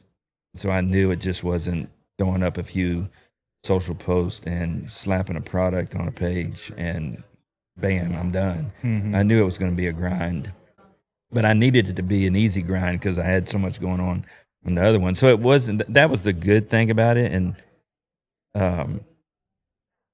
that, I had my focus was somewhere else really. Yeah. That's something new shiny object that I'm creating, but I was so busy that, if I would have just had that to focus on, it would have been even easier to quit, right? Because if I was just focusing on that, because I'm like, well, this sucks. It's taking too long. But so I was kind of distracted. But even, I think that's the way people should do it. I think people have this thought of, well, I want to start this new brand or I want to start a new company, a business. And they think, I got to quit this job and start and go all in. I don't recommend that at all. Don't do that. Yeah. That puts that's too much stress. And so anybody that's out there wanting to do it, keep your job. I don't care if you hate it, whatever. If it's paying the bills, keep it. And work, have a side project, right? There's too many people that's what frustrates me on people. I'm fine with you doing whatever you want to do, but don't complain about it. If that's what you've chosen to do, don't complain. If you're complaining, then go change it. But if you're not willing to do what you have to do to change it, then don't complain. I mean, that's what I don't like. I'm fine if, I don't judge people if you want to work a 9-to-5 job, or be an entrepreneur, whatever you want to be it. But don't get stuck in something that you don't like. Mm-hmm. We live in America, right? You can go do what you want. And people that are complaining, typically, my first question, whether it be a friend or not a friend, I'm pretty black and white. My first question is, because I don't have time. I've got a full-time job. I don't have time to start that. You don't? What are you doing on Saturdays? What are you doing on Sundays? What are you doing in the evening? Well, Yeah. You're 5 to 9, and then you're 9 to 12. Yeah. Or 5 to 12 or whatever, There's a lot of time in there that you could figure. If you really hate this situation you're in as bad as you're saying, there's a lot of time out there to go make a change. So a lot of people don't do that. So yeah, for me, just everybody's different. Like what works for somebody, one person ain't gonna work for somebody else. Because I had more of the all-in personality. I was like, man, I'm doing this on the side, and I'm not treating it like it should be treated because it's just over here on the side, and it's easy to, if it's not working, I just don't think about it. Go do something else. So yeah, I definitely don't recommend it for everybody. But what worked for me, we were having Lottie, we're having our baby, we're getting married, all this stuff, and I just quit my jobs that provided income, and I was like, here we go. Oh, we got to be successful. I got to figure this stuff out. So it kind of pushed me all in, and it did make me put my back against the wall to figure stuff out. Yeah. But yeah, if it would be way better, I tell people all the time, like, if you can do it, like, with the security is way better, I think. But if somebody has to go all in, then just do whatever works for you. But like you said, don't complain and don't tell me it can't be done. If you're going to sit there and give me reasons for you not to do it, then obviously you're not going to do it anyway. So might as well quit talking about it. For sure. Yeah. But I encourage, I don't think enough people are, and I don't know what it is. And like I say, I don't judge people, but I just feel like there's too many people I hear, that job, right? And I'm just like, man, there's no way to live. You get one shot at this life. Why be miserable? Yeah. I just don't think that way, right? I figured out, like you said, all the way back to that label job, I figured out in a hurry. Nope, I can't do this. So, Yeah, I'm very, very solution driven. So like if you're complaining, whining, it's like, okay, we'll go do this. And then it's like, well, I can't do that. And it's like, well, yeah, like you said, well, shut up then. yeah, exactly. If you're not going to change it, then why are we talking about it? So how has Vexel progressed? It took you, it was slow. Now you were telling me like you're here at market, y'all are offering wholesale, so it's still evolving. Kind of how long did it take for you to think like this thing could be something? Yeah, well, I mean, pretty early on, right? Because it even though it grew slow, it just kept growing, right? Month over month, season over season, year over year, we just kept growing. Not a steep climb, but just a steady growth. And so I was like, okay, it's doing something good here. And at the time, like I said, my agency was so consuming from my time that I was almost distracted, and I'm almost grateful for that because I probably would have screwed it up somehow, right? It was kind of hands off, but then it kept growing, and then it grew to a point where my buddy, how I told you I started, where he was one off, and we outgrew that pretty quick to where he couldn't keep up with the orders, so I had to start producing, all of our caps, overseas and doing something different with our T-shirts. And so it was, just a natural growth. And I loved it that way. I'm like, I don't think I could, if it would just blown up, I would have been a wreck because I had too many irons in the fire, right? But yeah, to this day, we're still, plugging along. We direct to consumer. And then in 24, we just started same kind of philosophy of, I'm not just going to go, okay, let's go find the biggest Western box store and try to get our product in there. I didn't want to do it that way. I'm like, okay, we're just going to ease.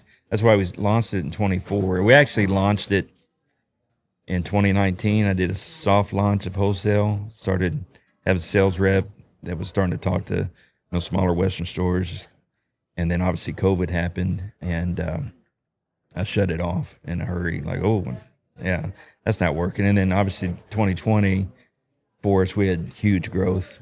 The whole e-commerce thing, everybody sitting at home, and so we really blew up in 2020. That's the biggest year we've ever had as far as growth is concerned. And then we've just steadily kept growing. And like I said, 24, we got my original sales rep from 19 that did the little stint with us, called her back up, and she's like, yeah, let's grow. So she started in 24, started to grow it, and then August was our first market, and then it's our first time being here in January. So I think we're on a trajectory to, over the next 5 years, to really, you'll see more Vexel when you walk out your door every day on people's heads. Just because the wholesale, we've barely scratched the surface. We're not in any big stores today.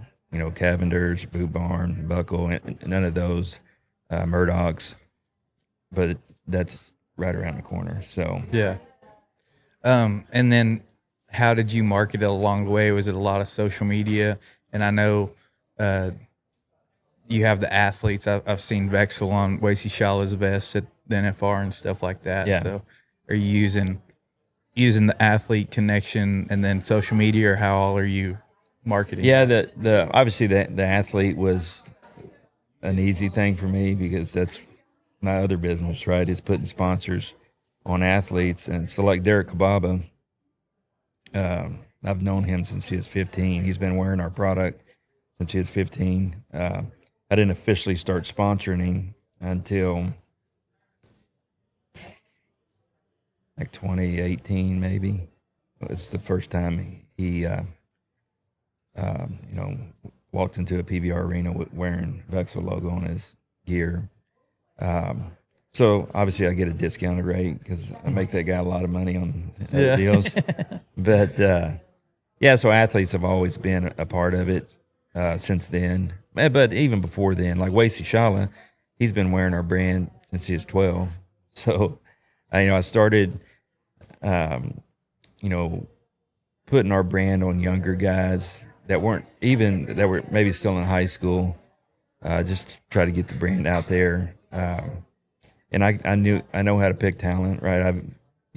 First time I saw Wesley Shala ride, I was like, oh, here we go. I knew, I'm like, and he was probably 11 or so.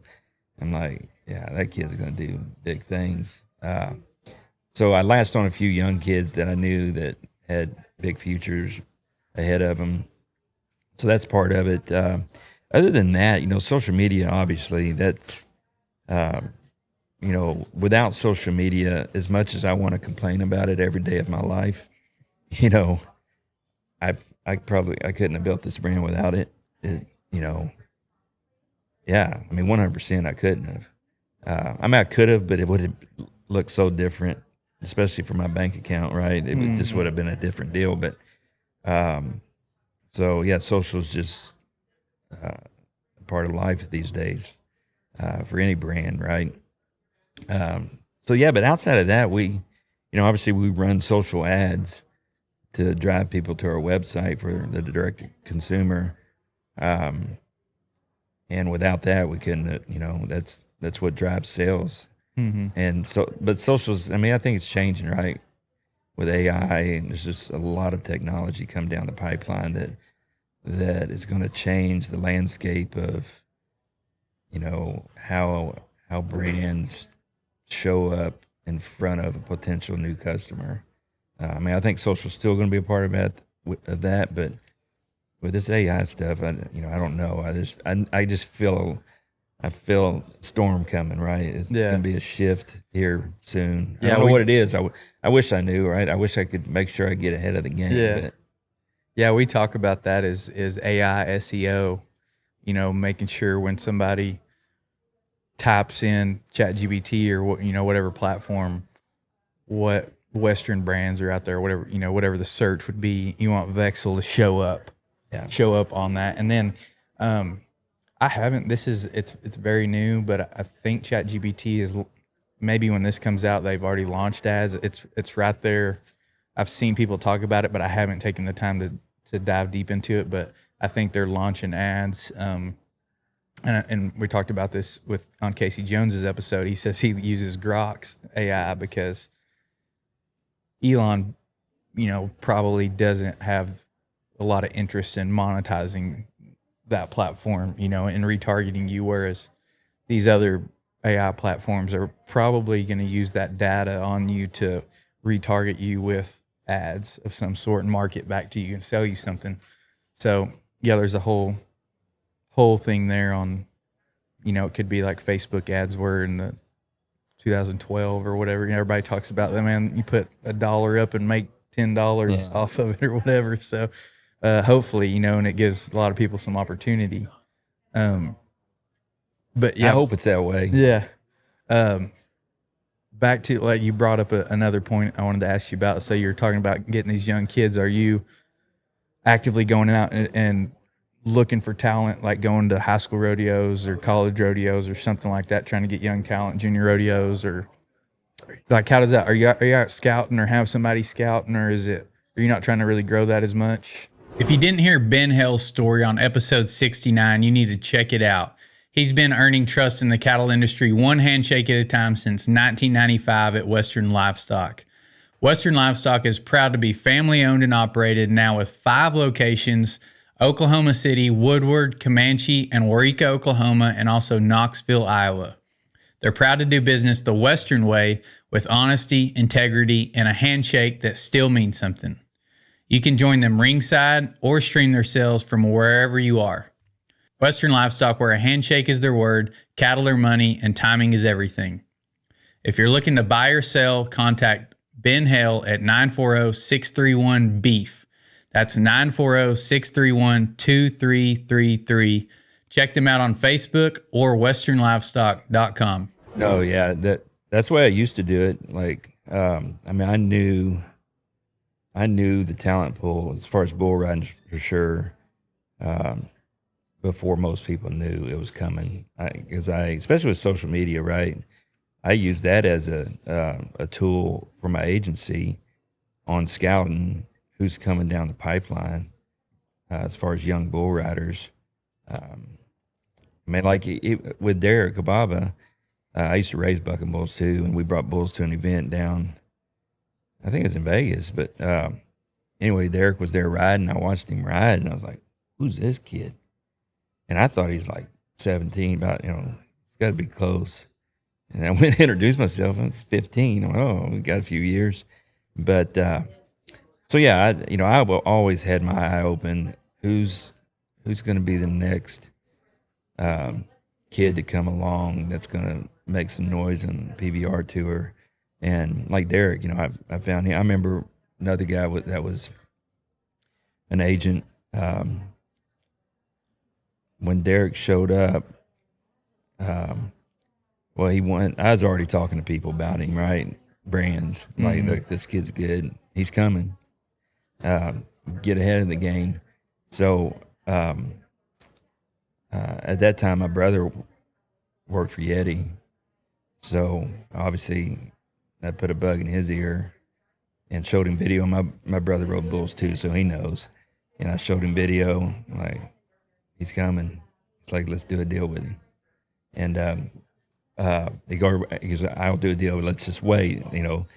Well, that one weekend he won like every Velocity tour that was going. Derek went and won them all. And the next weekend he was on tour. Well, it may have been 2 weeks. There was a window there, and we got the Yeti brand on him before that event. And I think that other agent came up to me and said, "Where'd this kid come from? Where, how?" And I'm like, Yeah. So you have the advantage to know what good talent is. Yeah, and it's no different like we're talking about earlier on the, your perception of these brands and who's running them, right? Chevy truck, guy's probably not even driving the truck, and he definitely ain't getting it muddy, whatever. He's not doing it. And same thing for agencies too, or other agents. There's never been another agent before me that was a bull rider, that represented bull riders. So yeah, I had a leg up because I could see talent. I knew the sport inside and out. So yeah, that was one advantage to the position I was in. Yeah. And do you see also, we talked about social media so much, and like that can be an asset. Do you use that for leverage of, like, here's this young bull rider, he's got 100,000 followers or whatever, he's already got a platform. So not only you get a good quality athlete, he's already got a platform and an audience, and all this stuff going for him. Is that kind of, you ever use anything like that or see anything like that? Or, I mean, you trying to get him a sponsor, you mean? Or yeah, like if you were, say like one of those young guys, you see them when they're 15 or 17 or something, and they just happen to already have a social media following, or maybe it's a pro guy already, and he creates content or something. Like, is that a good leverage point? Oh yeah, well these days 100. I mean, 100%. You almost have to have it.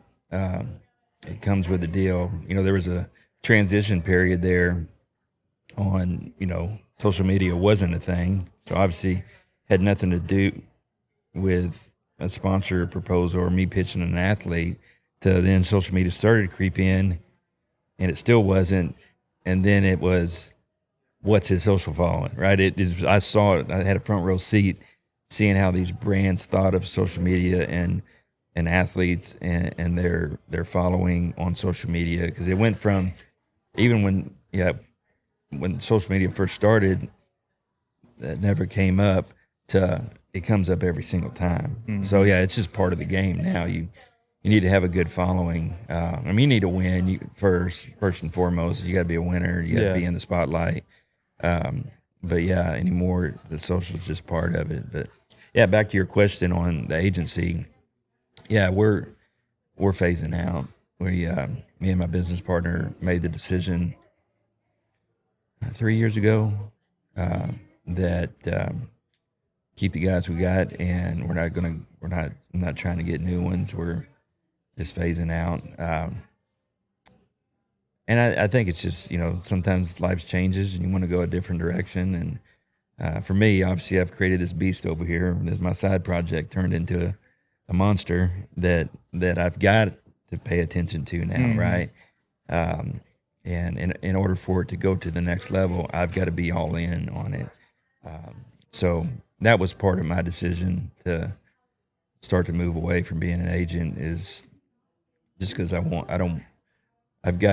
created a good thing with Vexil Brand, and I don't want it to slip because I'm distracted. And I got tired of traveling too, right? And I always tell everybody this: I keep getting older, and the bull riders just stay the same age. Yeah. So I mean, there's a point where, man, I don't really want to hang out with a 20-year-old bull rider anymore, right? Yeah. So I finally crossed that line of, okay, it was cool. I was one of the guys going in the locker room to, you know what? Now I'm your dad's age, right? So, and it might seem it could still work. It's not like I had to, quit doing that. I could have still kept rolling, but and definitely if I hadn't have created Vexel, I probably still would be, right? But I still, like I say, I still represent Kababa. I still do Weisse's, still all Weisse's stuff. My business partner has a couple of deals he still manages for JV Mooney, and Cody Till was on the list, but he just retired. So yeah, he's done. We're down to, and JB's retired now too. Obviously, we're down to 1.25 or whatever it is. Yeah. But Kababa's not retiring tomorrow, right? He's still going to be around another 4 or 5 years. So it's not like I'm completely out. But hey, it's a whole lot easier to manage one guy than 10. Yeah. I'll tell you that much. So, and I think like JB's, I mean, even though he's not riding bulls anymore, he's still a very popular figure. yeah. So yeah, but have you thought about selling that? Is that a sellable business, or should if somebody was interested in doing it, should they just go start their own? Or is it's not really a sellable business the way we did it, right? Because I didn't even do contracts with athletes, so what am I selling? Yeah. Right. And we thought about it. Me and my business partner talked about it years ago. Should we do some different things, try to set it up that we could possibly sell? But man, I kept looking at the writing on the wall. I'm like, this agency isn't this agency without me and you. I told my business partner, we'd have to sell ourselves, because if we walk away from this, you think those bull riders are going to stick around? There ain't no way. Some suit comes in here and starts, and no offense to suit, I know I say that a lot, but what I mean by that, just a different culture, right? Somebody that's probably great at what they do, but there's a disconnect. Yeah, a disconnect there. So I quickly learned it is what it is because of us. I mean, not patting ourselves on the back. That's just the way we created it. Mm-hmm. And so we learned early, like, we're gonna run it till the wheels fall off, and then get on our horse and riding off into the sunset. That's what we're gonna do. That's how we're gonna do it. Yeah. So and it's not like we didn't have backup plans, right? Vexel. I've got Vexel. He's an attorney, right? So he's all through this has always been growing an his acting business. Attorney, right? So yeah. Is there? I would think there's still a big demand out there. I'm just thinking of like somebody watching that, maybe has connections to the industry or is retired and has a little bit of a marketing mind or not afraid to go sell. I would think there's a demand for more agents out there. Rodeo seems to be growing at the moment, and rodeo and bull riding, the whole industry. So I was just thinking, like, you think that's an opportunity somebody could pursue? Yeah, and people have. There's the funny thing is we've scaled back, and the other agency that was the one that Express agency who Express Ranches owned, their agency. I didn't even realize that was an agency. I just knew that it was the Bowers forever, and then now the Wrights. Well, it wasn't when the Bowers were going. They just Express Ranches just sponsored them, right? Then they bought that other guy's agency, and then it became an agency.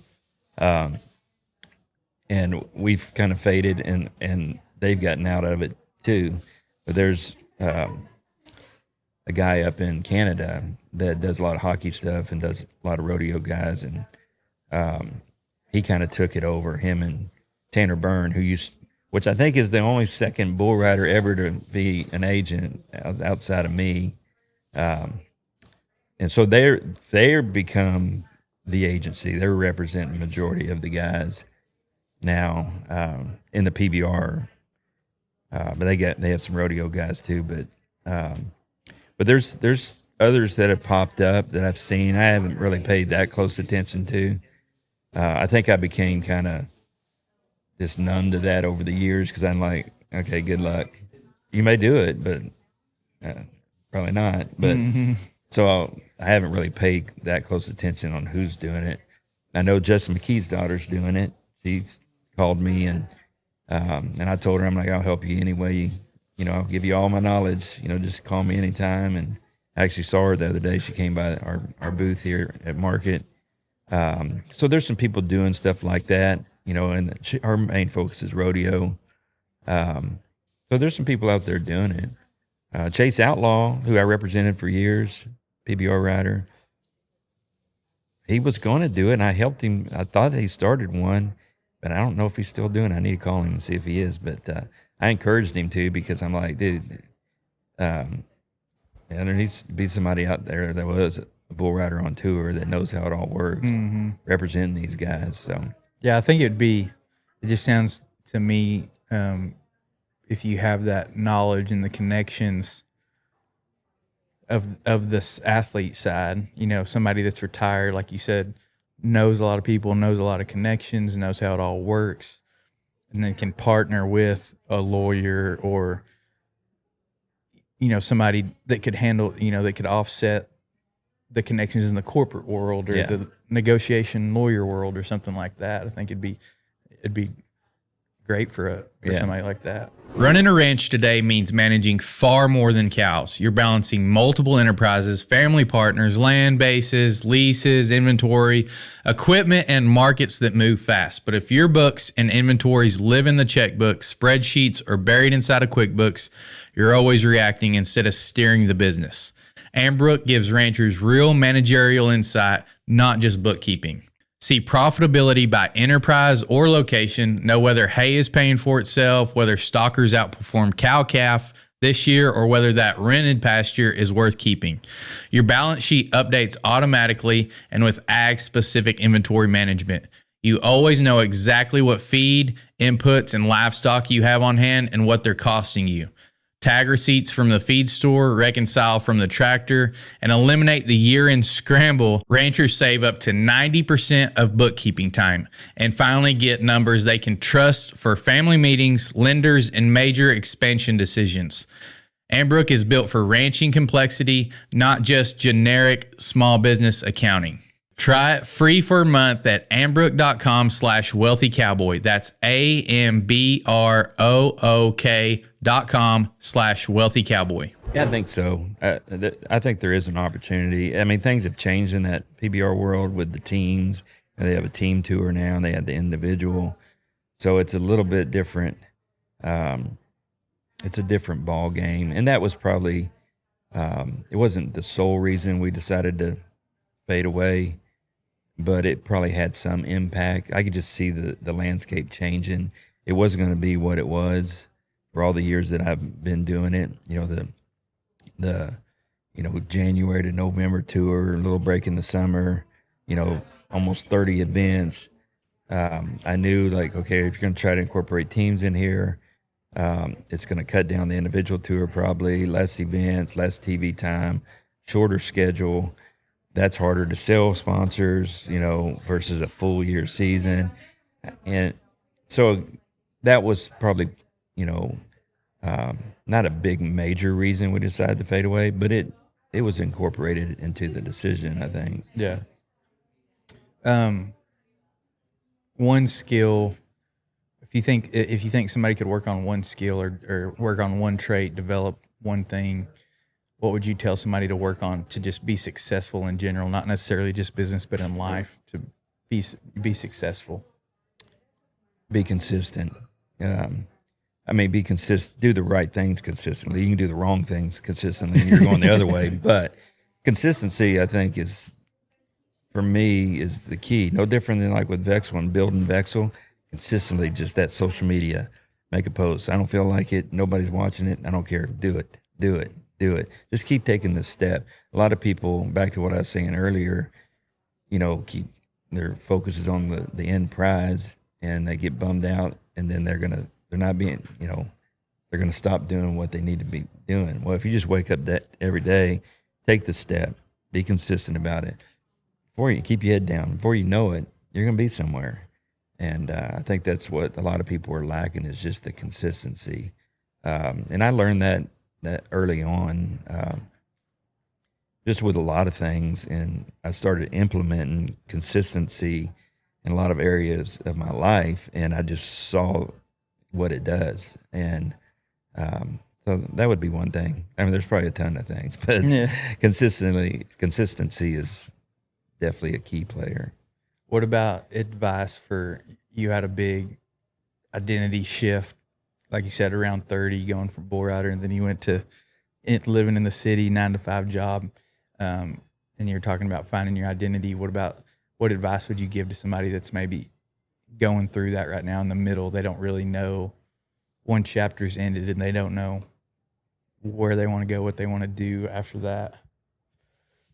Yeah, I mean, I don't know that I have the answers for that, because I think every individual is different and every situation is different.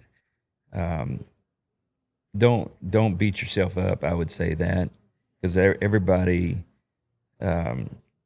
goes through that. I feel like maybe multiple times in their life. Don't feel like you're the Lone Ranger when you're at a turning point of, okay, I don't really know who I am. I don't know what I'm supposed to do. Just embrace it is what I would be my advice, and figure out what your heart's saying, first and foremost, and follow that, because you're probably gonna get a lot of opinions on what direction you should go from there, but only your heart knows the right direction. So that's what I would tell somebody like that. What's your heart telling you? Mm-hmm. I always ask this question: what's your favorite place to eat? Your favorite restaurant?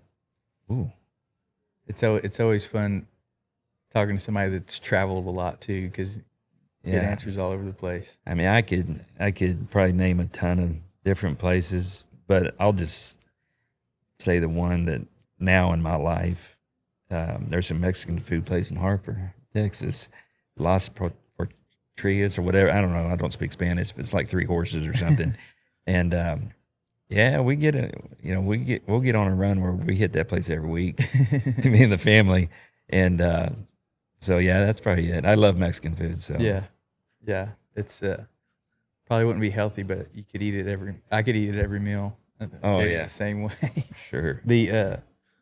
I usually eat pretty healthy, but the chips, if I can stay out of the Mexican place, I'll be doing good. But it's hard to turn down the chips and hot sauce or chips and queso. Oh yeah. What's the joke? If somebody offered you, here's 10 tortillas, we don't like 10 tortillas? Oh no, that's too much.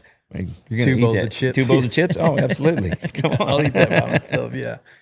And then I wanted to ask you kind of on here your relationship with Brandon and Brand Cowboy.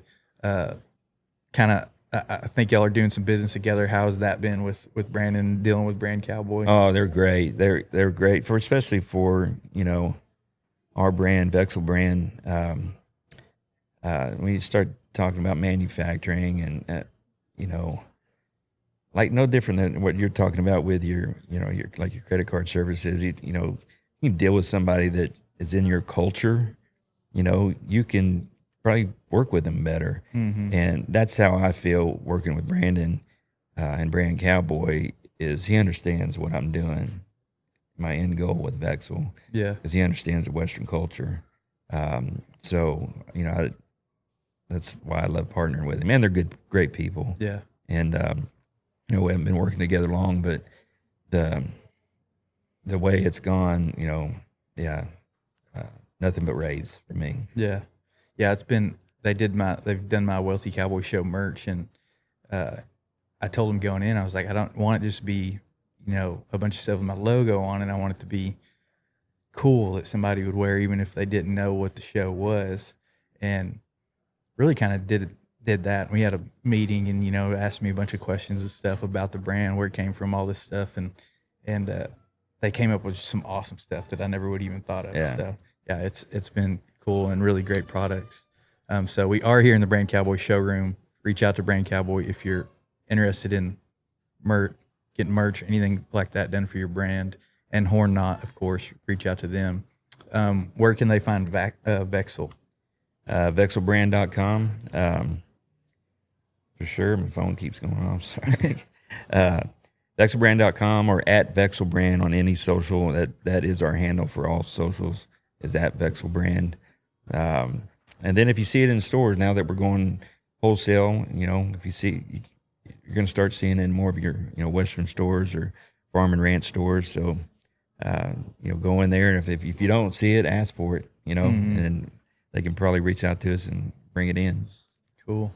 And I guess the agency, you're not looking for new clientele. Would Would you help somebody if they were interested in that? Well, that's been my downfall is, I've got the whole reason I did the agency. My philosophy behind the agency was I want to make bull riders more money outside of the arena. That's what I focused on for every day. That's why I got up and did it, because I was one. So I wanted to impact their lives outside of what they won, what they had to do on their own. I wanted to impact it. And so a soft heart, right? Some bull rider comes, oh, will you help me? I got an Australian guy that just messaged me yesterday asking if I would help him. It's hard for me to say no on that, but no, I'm not at it anymore. I got too many. But we need to find you some people that want to do it that you can direct them to, it sounds like. Yeah, exactly. Some more agents. Yeah, some good agents. Yeah, good agents that put the bull riders first. That's my whole deal. Is I always put the athlete first. It's about the athlete 100%. It wasn't about me. It wasn't about the tour. It's about the athlete. And not every agency, even in other pro sports, do that. They're about them making money. And for me, the reason I had that philosophy is that was my goal, is to help athletes. And I knew if I did my job, if I reach that goal, well, I'd make a living along the way. Yeah. But I didn't focus on the money. I focused on the athletes making money. Yeah, like Zig Ziglar, help enough other people get what they want, you can have whatever you want. Exactly. And then I just thought about this when you were talking about that. Did you, when you were getting started, did you go watch Jerry Maguire a bunch of times to kind of? Oh, I've seen it. And I had the whole. I think Tuff Cooper probably said it more than anybody. Show me the money. So I definitely watched that. But a lot of times that wasn't it. I was already doing my agency that way. Making that connection, that personal connection with the athlete. So it was cool to see in that video that that's what it was all about. Is that at the end of the day, it was that personal connection. I definitely got Jerry Maguire lines thrown at me. I would imagine so. We all go check out Vexil. Like I said, check out Brand Cowboy, Horn Knot and Breakaway. Share this episode out. See y'all next time.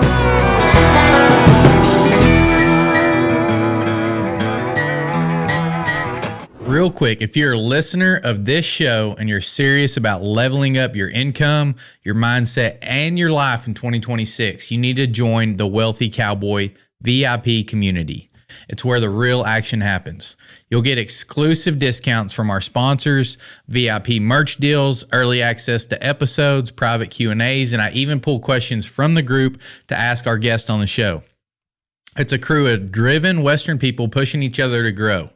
The link is in the description. Go join now and see what's happening inside.